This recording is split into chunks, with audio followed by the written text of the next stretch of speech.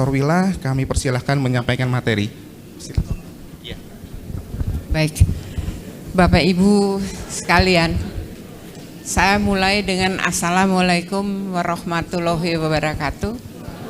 Salam sejahtera buat kita semua, selamat pagi. Saya akan segera mulai saja karena waktunya cuma 20 menit. Saya diminta bicara tentang perspektif hukum. Tadinya saya tidak mau bicara tentang hukumnya, tapi karena harus hukum dan tidak semuanya sarjana hukum, sehingga mau tidak mau saya akan mulai tentang hukum. Bapak Ibu, ini udah jelek.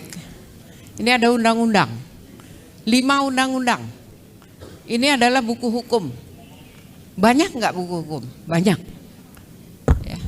Kalau buku-buku hukum ini dikumpulkan, itu diberi nama. Namanya hukum. Jadi hukum itu tidak lain adalah kumpulan dari peraturan hukum. Kalau Bapak Ibu buka di dalam peraturan hukum ini, ada apa sih? Tidak lain isinya adalah pedoman-pedoman, pegangan-pegangan, ukuran-ukuran. Pedoman pegangan ukuran itu diberi nama. Orang Belanda bilangnya norma. Orang Arab bilangnya kaidah. Orang Jerman yang lain-lain tentunya beda. Nama itu dari pedoman pegangan ukuran. Jadi peraturan itu adalah kumpulan norma. Kalau Bapak Ibu bicara normatif aja, itu berdasarkan aturan saja. Ini aturan hukum. Oke, saya akan segera mulai. Ya, hukum adalah kumpulan peraturan hukum tertulis dan tidak tertulis. Nah, ini kekurang hati-hatian dalam menulis. Peraturan hukum adalah kumpulan dari pedoman pegangan ukuran. Pedoman pegangan ukuran ini nggak enak banget. Tes. Memang suara saya ini merdu tapi jadi cempreng kalau orang Jakarta bilang. Tapi ya mau nggak mau harus diterima. Pedoman pegangan itu diberi nama kaidah bahasa Arab, norma bahasa Belanda. Ini adalah pedoman untuk mewujudkan nilai. Banyak orang bicara tentang nilai. Apa sih nilai? Bukan nilai dalam bentuk angka, tapi yang dikenal sebagai value. Lanjut. Ini matiin. Oke. Nilai adalah sesuatu yang berharga atau patut untuk diwujudkan. Ingat itu. Itu definisi dari nilai. Apa sih? Ini abstrak. Nah, nilai itu datangnya dari mana? Dari asas. Nilai dan asas adalah dua sisi dari sebuah mata uang. Tidak bisa dipisahkan. Kita bicara nilai, kita bicara asas. Bicara asas, bicara nilai. Dikatakan di dalam setiap asas ada nilai. Untuk mewujudkan nilai diperlukan pedoman, ukuran atau pegangan. Ini yang konkret. Nah, pegangan ini yang diberi nama kaidah. Saya tidak berlama-lama tentunya Bapak Ibu karena waktunya 20 menit. Kita bicara hukum, kita bicara boleh, tidak boleh. Tidak ada yang tidak boleh itu dibolehkan. Kalau boleh, ya boleh. Tidak boleh, ya tidak boleh. Hitam putih, hukum hitam putih. Kedokteran abu-abu. Ya, jadi nggak bisa dicampurkan. Kalau hukum mengatakan tidak boleh, ya tidak boleh. Kita lanjut ya, lanjut. Saya diminta bicara tentang rekam medik. Ada undang-undang yang mengatur rekam medik yang pertama kali. Tahun 2004, Undang-Undang Praktek Kedokteran. Undang-undang yang dibuat dengan sangat terburu-buru dan juga sangat mengkriminalisasi dokter. Luar biasa itu. Dokter praktek tanpa izin praktek, ancaman hukumannya 3 tahun. Penjahat tuh dokter, 3 tahun penjara di judicial review. Tapi banyak pasal-pasal yang tidak di judicial review. Sarana kesehatan tidak membuat rekam medik, diancam dengan ancaman pidana 1 tahun. Penjahat tuh. Begitu ada ancaman penjaranya, itu penjahat. Selama belum di judicial review, itu berlaku. Nah, ini yang menjadi dasar dibentuk Permenkes ini. Jadi Permenkes ini adalah peraturan organik yang diperintahkan oleh undang-undang. Nggak bisa dibilang kalau Permenkes ini mengatakan tidak boleh, kemudian menjadi boleh. Ini definisi normatif, Bapak Ibu. Ya, kalau saya bilang normatif, kita nggak usah membacanya. Bapak Ibu punya, ya. Ini tentang definisi rekam medis. Kemudian disebutkan rekam medis atau rekam medis elektronik. Dokter Agus lagi sedang sibuk. Ini rajin. Sesdirjen yang sangat rajin untuk membuat Permenkes. Tapi nggak jadi-jadi. Kenapa? Karena sulit memang. Pada waktu saya hadir, waktu pembicaraan itu aja ribut. Dan saya cukup keras, karena saya dari hukum. Yang lainnya bukan dari hukum. Jadi susah ya. Kita bicara hukum, kita hanya bicara tentang boleh, tidak boleh. Nggak ada yang tidak boleh karena ini kedokteran menjadi boleh, enggak. Begitu hukum mengatakan tidak boleh, maka harus tidak boleh. Oke, kemudian dikatakan di dalam rancangan Permenkes itu parsial atau menyuruh. Saya langsung katakan tidak bisa menyeluruh. Jadi paperless itu tidak mungkin di dalam rekam medik.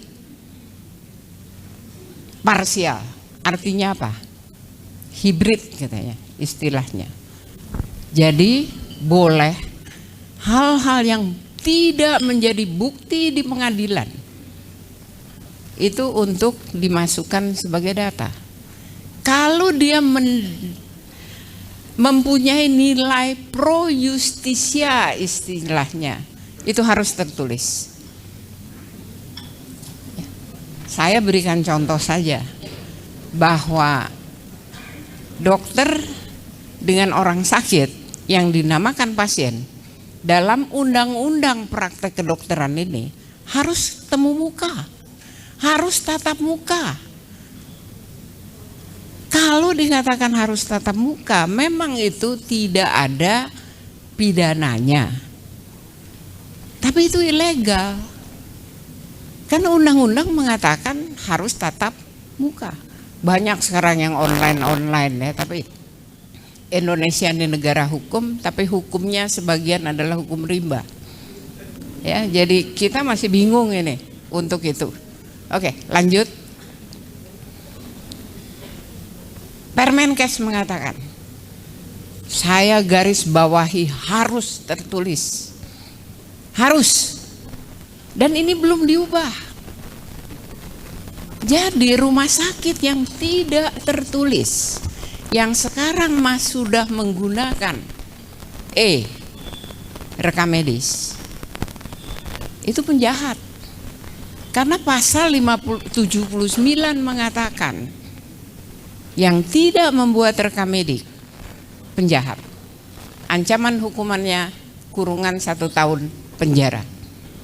Jadi menggunakan teknologi elektronik, tunggu dulu sampai sudah diatur.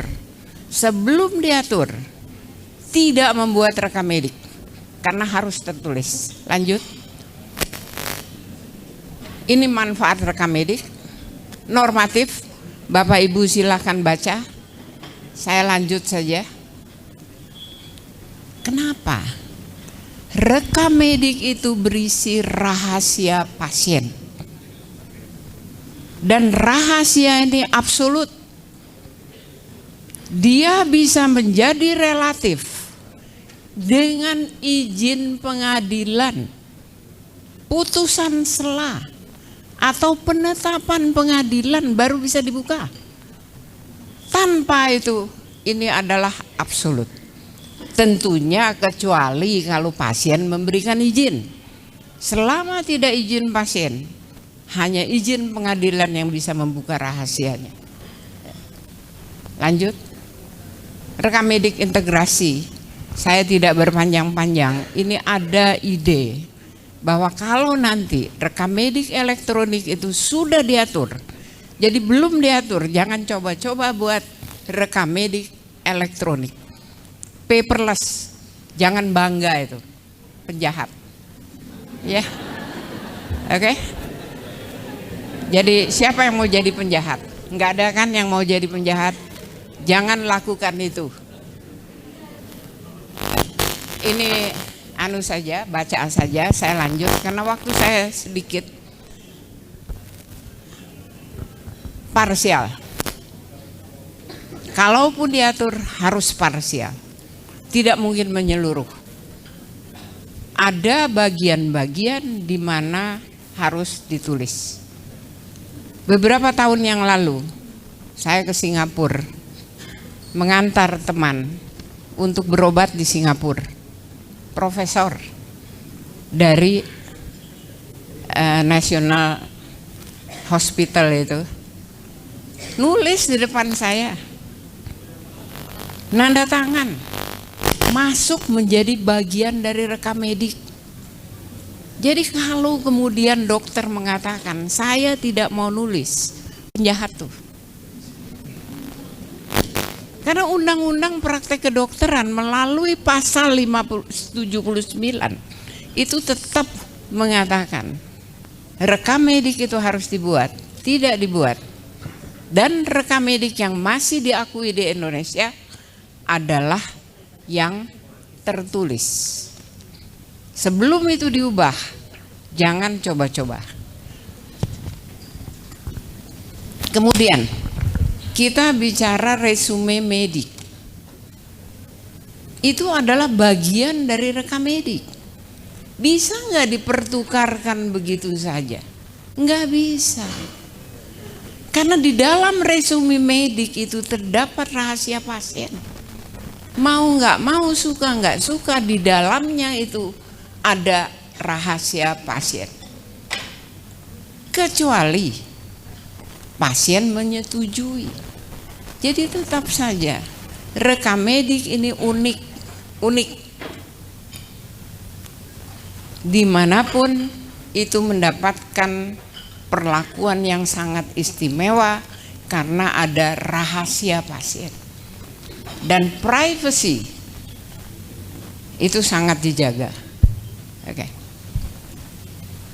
Lanjut. Perlindungan kerahasiaan. Terhadap privasi absolut, ingat bocornya adalah tindak pidana kejahatan. Siapa yang bertanggung jawab? Yang membocorkan? Enggak. Ya itu pasti karena pidana kan. Direktur bertanggung jawab enggak? Rumah sakit bertanggung jawab? Bertanggung jawab itu made player, turut serta. Karena dia bertanggung jawab untuk menjaga kerahasiaan. Jadi jangan kemudian menganggap saya direktur yang membocorkan anak buah saya tidak bertanggung jawab. Bertanggung jawab. Pidana juga, itu bisa dihukum juga. Hukuman terhadap pembocoran rahasia medik itu cuma 1 tahun. Ada di Undang-Undang Praktek Kedokteran. Tapi selain Undang-Undang Praktek Kedokteran, tentunya kalau yang lain yang bukan dokter, itu bisa lebih lama. Kemudian selain itu pun bertanggung jawab secara perdata. Itu udah pasti. Lanjut. Permasalahan rekam medik. Rekam medik itu kalau mau pembetulan itu nggak boleh. Peraturan masih mengatakan demikian. Sekarang rekam medik elektronik mau diperbaiki, harus dibiarkan katanya, seperti itu. Terus tulis di sampingnya. Mau betulin 1000 kali bisa, mau dibetulkan 1.000.000 kali bisa. Bisa nggak paperless? Nggak mungkin. Nggak mungkin. Kebenaran isinya itu pun masalah. Tanda tangan pengisi sampai saat ini, ya, untuk bukti di pengadilan, tanda tangan itu asli, masih tetap, ya, menjaga. Kan di situ ditulis, nulis tanda tangan, bukan paraf, tanda tangan. Tanda tangan itu beda dengan paraf, itu sudah pasti. Kemudian bikin Permenkes ini harus diselaraskan dengan undang-undang lain. Tadi Dokter Agus bilang banyak undang-undangnya, betul. Nggak mudah untuk membuat Permenkes tentang rekam medik. Memang itu cuma diselipkan di dalam Permenkesnya, tapi nggak mudah. Menjaga kerahasiaan seperti katakan, belum ada peraturan hukum tentang rekam medik elektronik. Jangan coba-coba untuk hanya itu paperless, nggak ada tulisannya, nggak bisa. Harus tetap ada tulisan, karena Permenkes kita hanya mengatakan harus ditulis. Sanksi tidak membuat rekam medis itu tindak pidana kejahatan. Jadi penjahat, ya, hati-hati. Lanjut, saran. Saya punya waktu berapa menit?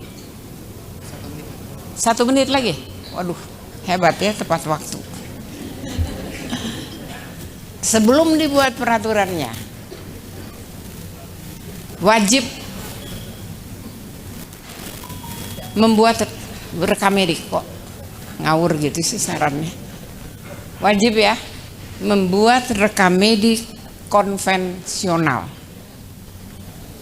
Kemudian tunggu sampai mampu membuat rekam medik, ya, sistemnya itu susah, harus berkelanjutan. Nggak bisa sekarang saya mau buat elektronik, saya nggak punya uang miliar gitu, triliun ya, barusan saya dengar miliar ya, sistemnya itu miliar. Dan kemudian banyak yang punya rumah sakit kecil bilang, kita mana mampu. Nggak wajib kok, nggak mungkin diwajibkan untuk hanya membuat rekam medik elektronik. Mendesak Kemenkes, nah ini ada sesdirjennya untuk membuat dulu. Kalau sudah dibuat, baru laksanakan. Karena apabila dilaksanakan tanpa peraturan, itu ilegal. Kita masih punya undang-undang praktek kedokteran yang masih mengancam dengan ancaman 1 tahun penjara. Baik, saya kira persis